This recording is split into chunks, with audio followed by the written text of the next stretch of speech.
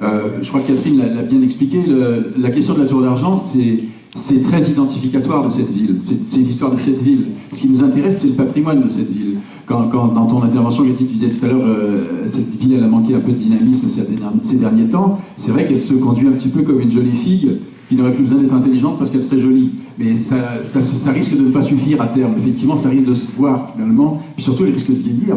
La jolie fille, en question, pardonnez-moi la comparaison un peu sexiste, mais c'est pas de ça que je veux parler.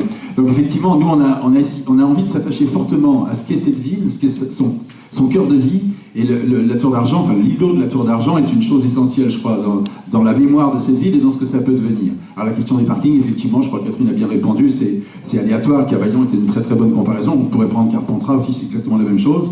En termes de cinéma, on ne peut pas se garer non plus, mais on se débrouille toujours un petit peu le soir, franchement.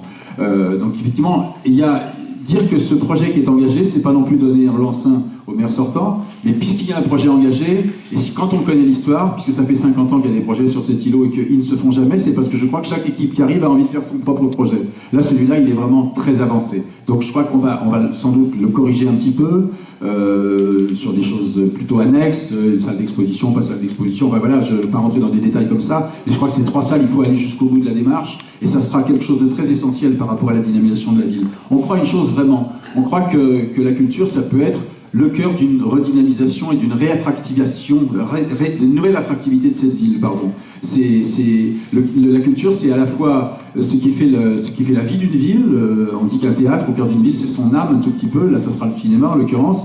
Et puis, c'est aussi producteur d'emplois. C'est-à-dire que c'est un vrai bassin d'emploi, maintenant, la culture. Il y a plus d'1 million d'emplois en France dans le champ de la culture. C'est 5% des emplois dans ce pays. Donc je crois que ça peut être quelque chose de très moteur aussi par rapport à un nouveau développement de cette ville, que la culture soit vraiment vivante. Alors on parle du cinéma, mais il y aura aussi beaucoup d'autres choses. On va beaucoup se pencher sur la question de l'avenir de Campredon, sur la question de la chapelle des hommes qui reste à refaire, sur une médiathèque, un vrai lieu de lecture publique qui fait énormément défaut dans cette ville. Ce n'est pas contre la bonne volonté des dames qui animent Bibliothèque pour tous que je dis ça, au contraire, elles font ce qu'elles peuvent avec ce qu'elles ont, c'est-à-dire avec très peu. Il faut vraiment faire cela. Il est très probable que la lecture publique pourra aussi trouver un lieu d'accueil dans cet îlot de la Tour d'Argent, qu'on n'appellera pas la Tour d'Argent, qu'on appellera je ne sais pas comment, puisque le restaurant parisien risque de nous faire des mauvais procès, on n'a pas envie de payer des procès en plus. Voilà.